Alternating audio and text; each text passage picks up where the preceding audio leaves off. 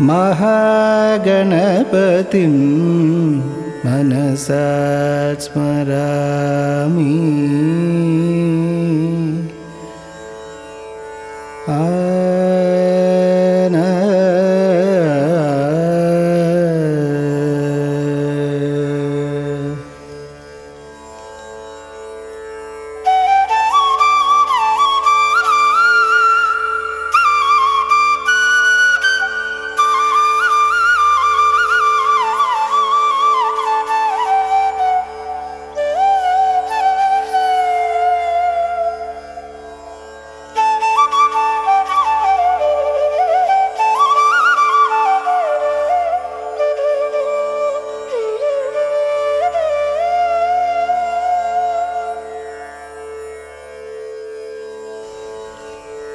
നമസ്കാരം. ഞാൻ പുല്ലാങ്കുഴൽ വിദ്വാൻ പാലക്കാട് മുരളീകൃഷ്ണൻ. സങ്കടഹര ചതുർത്ഥിയുടെ ഈ പുണ്യദിനത്തിൽ കൂവപ്പടി ശ്രീ മഹാഗണപതി ക്ഷേത്ര സന്നിധിയിൽ ഒരു സംഗീതാർച്ചന സമർപ്പിക്കുകയാണ്. ഭഗവാൻ നമ്മുടെ എല്ലാവരുടെയും സങ്കടങ്ങൾ അകറ്റി അനുഗ്രഹം ചൊരിയുമാറാകട്ടെ എന്ന് പ്രാർത്ഥിച്ചുകൊണ്ട് ഗണപതി ഭഗവാന്റെ അനുഗ്രഹം തേടിയുള്ള ഈ സംഗീത സമർപ്പണത്തിലേക്ക് എല്ലാവരെയും സ്നേഹപൂർവ്വം സ്വാഗതം ചെയ്യുന്നു. എന്നാൽ ഇന്ന് നിങ്ങൾ കാണുന്ന ഈ നിമിഷത്തിലേക്ക് എത്തിച്ചേരുവാൻ ഞാൻ കടന്നുപോയ വഴികൾ അത്ര എളുപ്പമായിരുന്നില്ല. 7 സർജറികൾ, നിരവധി കീമോതെറാപ്പികൾ, ഒടുവിൽ എൻ്റെ ഇടത് കൈ മുറിച്ചു മാറ്റേണ്ടി വരുമെന്ന് കരുതിയ നിമിഷങ്ങൾ. ഇനി ഈ ജന്മത്തിൽ ഒരിക്കലും പുല്ലാങ്കുഴൽ വായിക്കാൻ കഴിയില്ലെന്ന് പലരും വിധി എഴുതിയ ദിവസങ്ങൾ. പക്ഷേ എൻ്റെ ജീവിതത്തിൻ്റെ തിരിച്ചുവരവ് ആരംഭിച്ചത് അവിടെ നിന്നുമായിരുന്നു.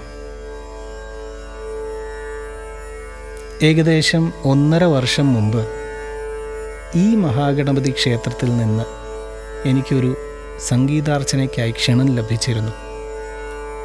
എന്നാൽ ഒട്ടും പ്രതീക്ഷിക്കാതെ ക്യാൻസർ ചികിത്സയുടെ ഭാഗവുമായി എമർജൻസി സർജറി വേണ്ടി വന്നു ഒന്ന്. അതുകൊണ്ട് ആ പരിപാടിയിൽ പങ്കെടുക്കാൻ എനിക്ക് സാധിച്ചില്ല. പക്ഷെ കഥ അവിടെ അവസാനിക്കുന്നില്ല. അവിടുന്ന് 2 മാസം, അതായത് ആ സർജറി കഴിഞ്ഞ് 2 മാസം കഴിഞ്ഞപ്പോഴേക്കും തന്നെ എൻ്റെ ഇടത് കൈയിൽ ഒരു ട്യൂമർ രൂപപ്പെട്ടു. അതിനോടനുബന്ധിച്ചുണ്ടായിട്ടുള്ള ബലക്ഷയം മൂലം കൈ ഒടിഞ്ഞും പോയി. അവസാനം കൈ മുറിച്ചു മാറ്റേണ്ടി വരും എന്ന് തന്നെ ഡോക്ടർമാർ വിധി എഴുതി. എന്നാൽ ദൈവവിശ്വാസവും പ്രതീക്ഷയും ഞാൻ കൈവിട്ടില്ല. ഞാൻ കാത്തിരുന്നു, പ്രാർത്ഥിച്ചു. 5 മാസങ്ങൾ കടന്നുപോയി. അങ്ങനെ ഇരിക്കെ ഒരു ദിവസം ഒറ്റപ്പാലം പൂഴിക്കുന്ന് ശ്രീകൃഷ്ണ ക്ഷേത്രത്തിൽ പോയി ഞാൻ ഉള്ളുരുകി പ്രാർത്ഥിച്ചു. ഭഗവാനെ, 1 വർഷത്തിനുള്ളിൽ കൃഷ്ണഭക്തി ഗാനങ്ങളുമായി നിൻ്റെ മുന്നിൽ ഒരു സംഗീതാർച്ചന നടത്തുവാൻ എനിക്ക് ഭാഗ്യം ലഭിക്കണമേ എന്നായിരുന്നു. ആ പ്രാർത്ഥനയ്ക്ക് മറുപടി ലഭിക്കാൻ അധികം സമയം വേണ്ടി വന്നില്ല. 2 ദിവസങ്ങൾക്കുള്ളിൽ തന്നെ ഭഗവാൻ തന്നെ ഒരുക്കിയതുപോലെ ബാംഗ്ലൂരിലെ പ്രശസ്ത ഓങ്കോ സർജനായിട്ടുള്ള ഡോക്ടർ പ്രമോദ്, അദ്ദേഹവുമായി ബന്ധപ്പെടാൻ അവസരം ലഭിച്ചു.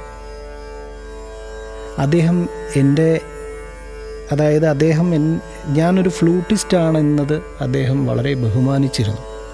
അദ്ദേഹം എൻ്റെ കണ്ണുകളിലേക്ക് നോക്കി പറഞ്ഞു, നീ വീണ്ടും പുല്ലാങ്കുഴൽ വായിക്കും, ഞാൻ നിന്നെ കൊണ്ട് വായിപ്പിക്കും എന്ന്. ആ വാക്കുകൾ എനിക്ക് ഒരു ചികിത്സ മാത്രമായിരുന്നില്ല, ഒരു പുനർജന്മത്തിലേക്കുള്ള വാതിൽ കൂടെയായിരുന്നു. തുടർന്ന് അദ്ദേഹത്തിൻ്റെ ചികിത്സയുടെ സങ്കീർണമായ റീകൺസ്ട്രക്ഷൻ ശസ്ത്രക്രിയയുടെ വിജയകരമായ പൂർത്തീകരണത്തിന് ശേഷം കയ്യിലെ സ്റ്റീലെല്ലാം ഇംപ്ലാന്റ് ചെയ്ത് കഴിഞ്ഞു. പക്ഷേ കാര്യങ്ങൾ അത്ര എളുപ്പമായിരുന്നില്ല. ആദ്യമൊക്കെ പുല്ലാങ്കുഴൽ കയ്യിൽ പിടിക്കാൻ പോലും ബുദ്ധിമുട്ടായിരുന്നു. പുല്ലാങ്കുഴലിൻ്റെ ഭാരം പോലും അസഹനീയമായി തോന്നിയിരുന്ന നിമിഷങ്ങളുണ്ടായിരുന്നു. ഉയർത്താൻ തന്നെ പറ്റില്ലായിരുന്നു. കാരണം ഈ ഭാഗത്തുള്ള മസിലുകളെല്ലാം ഒരുപാട് നശിച്ചു പോയിരുന്നു. വിരലുകൾ അനക്കാൻ പോലും ബുദ്ധിമുട്ടായിരുന്നു. പക്ഷെ ഭഗവാനോടുള്ള വിശ്വാസം, സംഗീതത്തോടുള്ള എൻ്റെ സമർപ്പണം എനിക്ക് ശക്തി നൽകി. ഞാൻ വീണ്ടും ശ്രമിച്ചു. വീണ്ടും ശ്രമിച്ചു. രാത്രിയെന്നോ പകലെന്നോ വ്യത്യാസമില്ലാതെ പുല്ലാങ്കുഴലിലെ വിരലുകൾ എത്തിക്കാനും വായിക്കാനും ഉള്ള ശ്രമങ്ങൾ തുടർന്നുകൊണ്ടേയിരുന്നു. ഓരോ മാസങ്ങൾ പിന്നിടുമ്പോഴും, ഓരോ നിമിഷങ്ങളോ ഓരോ മണിക്കൂറുകളോ ഓരോ ദിവസങ്ങളോ അല്ല, ഓരോ മാസങ്ങൾ പിന്നിടുമ്പോഴും കൈയിൻ്റെ മൂവ്മെൻറ്റ്സ് കുറേശ്ശെ മെച്ചപ്പെട്ടു തുടങ്ങി. വിരലുകൾ പതുക്കെ സ്വരങ്ങൾ കണ്ടെത്തി തുടങ്ങി. അങ്ങനെ സംഗീതം വീണ്ടും എൻ്റെ ജീവിതത്തിൽ പുനരാരംഭിച്ചു.